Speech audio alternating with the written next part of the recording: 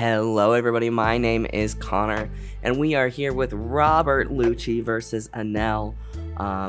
We end up going second, and we don't get stage, which is so unfortunate.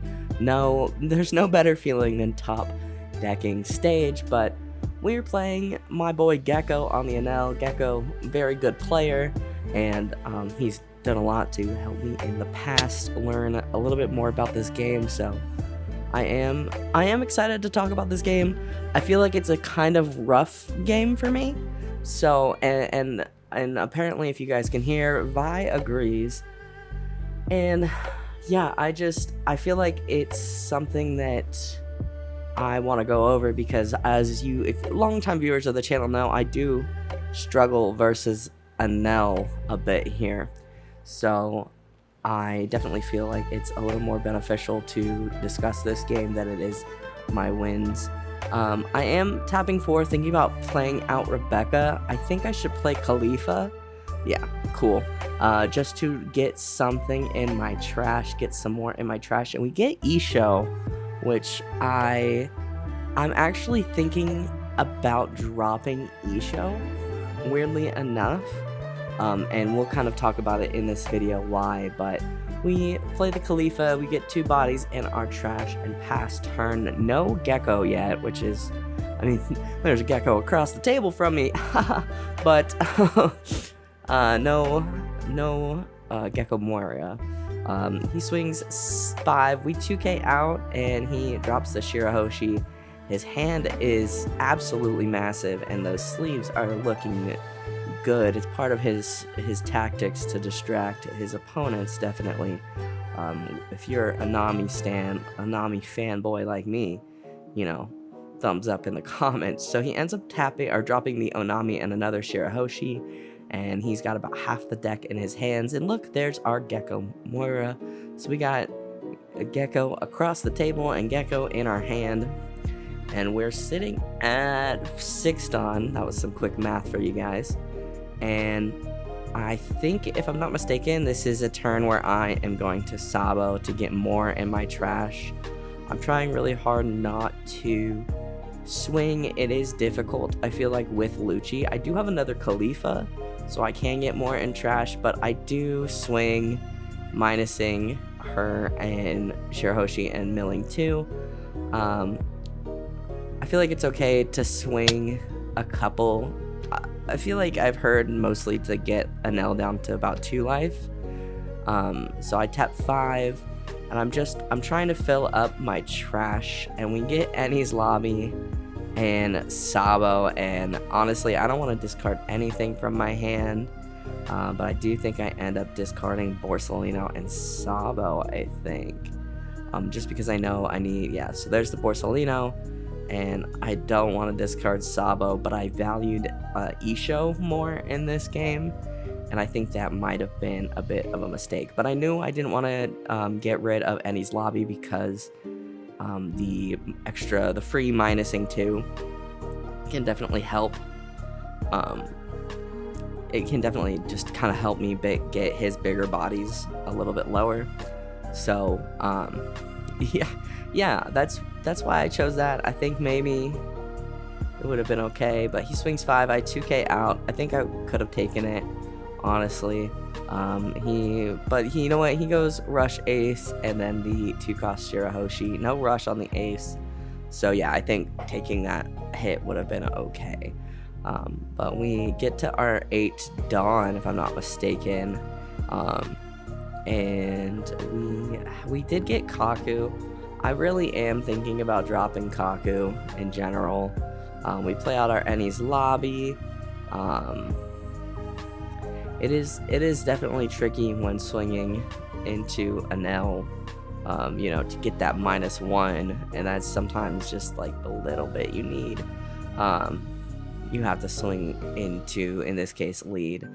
I don't mind swinging into like tap bodies that are bigger than Lucci, just to get the minus effect and not really let my opponent do much. But yeah, I don't think I could do a good job utilizing that here. So yeah, I go 7 and minus ace milling Khalifa, and Brook getting more in our trash, which is good. He does end up taking that 7k hit, and Ennie's lobby to minus it by 2, so making it a 3 cost, and I think I will go ahead and drop Kaku here.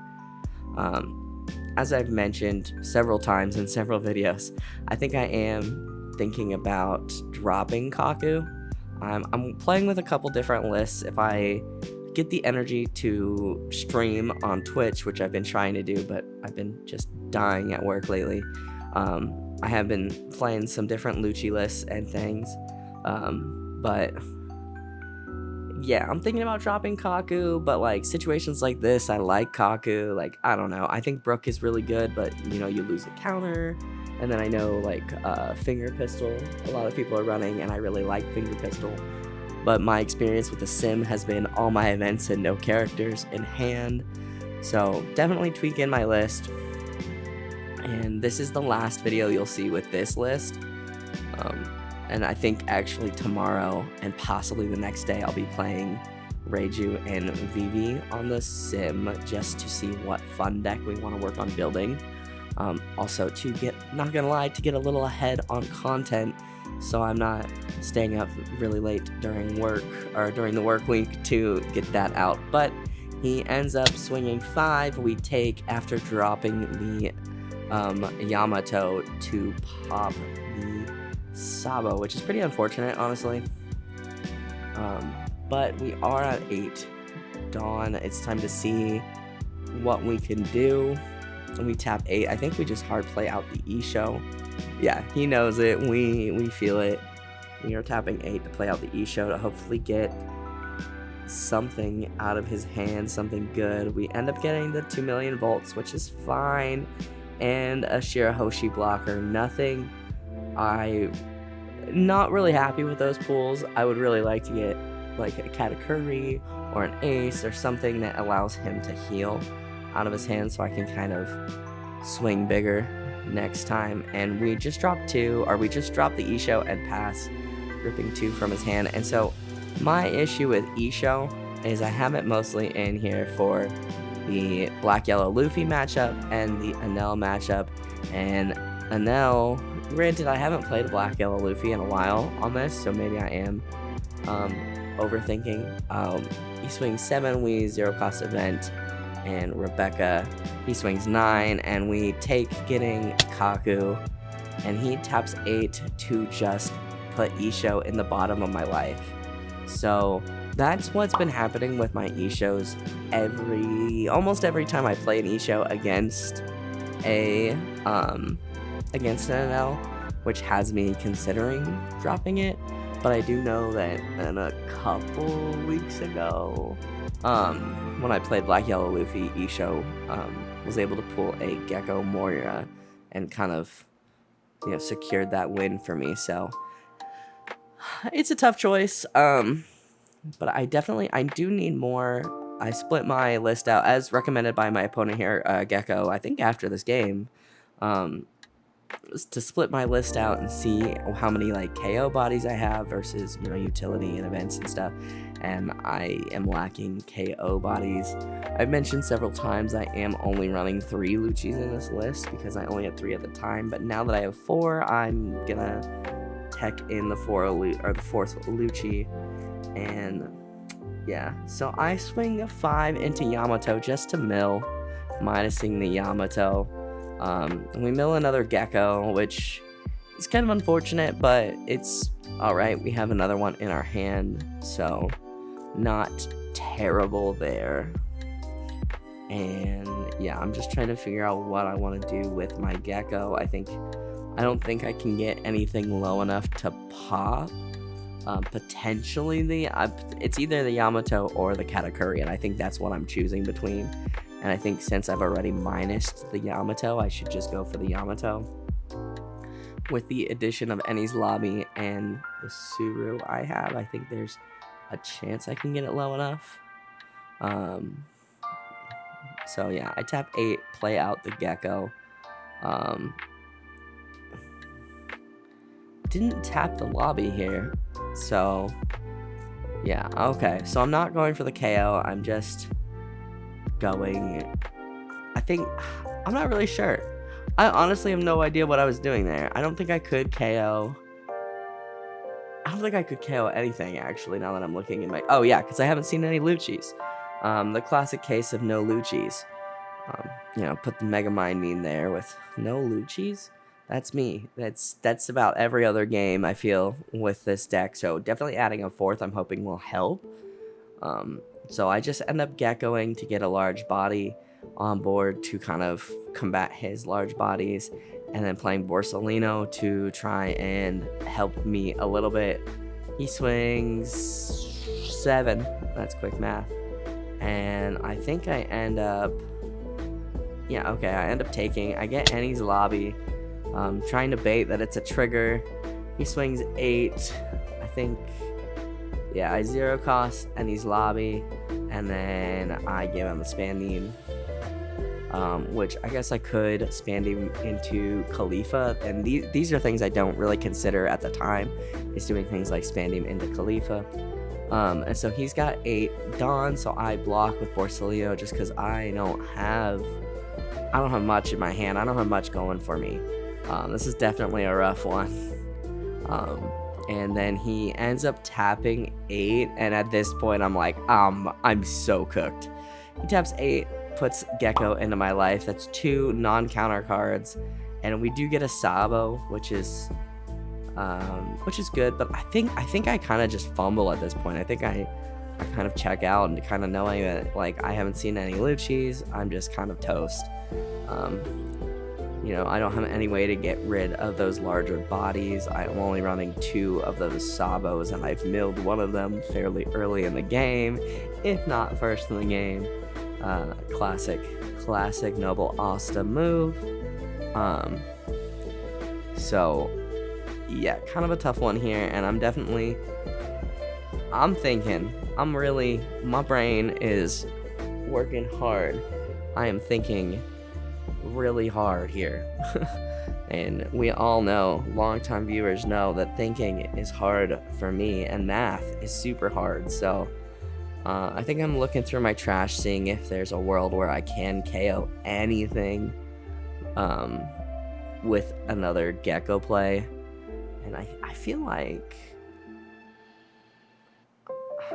the only thing I can KO, I think, is the Shirahoshi, which would gain him a life. And I think I do that just because I know Enel wants to be at low life, and I'm like, Hail Mary, let's make him have another life, potentially. I swing big into, so I don't play the Gecko. I swing big into the Katakuri. And of course, he's got the cards to counter out. I kind of think I'm just thinking about trying to get his hand size lower, so swinging into larger bodies. I swing and I mill Helmeppo, Tempest Kick. Milling the Helmeppo is definitely helpful. Of course, the only thing I have in my trash to pop anything is Brook. So we tap Sabo to draw 2 and trash 2. And I think I trash my Gecko. I think I'm in a spot where I need to trash Gecko. I know I have another Gecko coming in the bottom of my life. I trash Spandeem, and I do Kaku. I think holding the Gecko there was pretty greedy. I think there was hope of getting a Gecko play off next turn, especially having the Helmeppo in trash.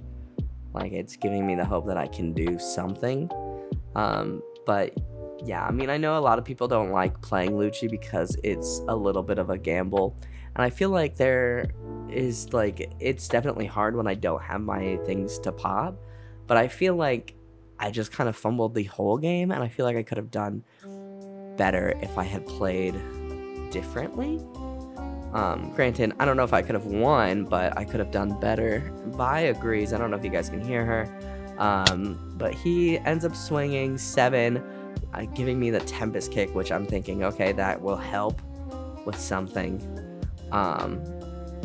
He has 8 Dawn left still, and I don't have much really to get out of anything that he does. So he swings there, he swings, I block, he swings, and I go ahead and fold.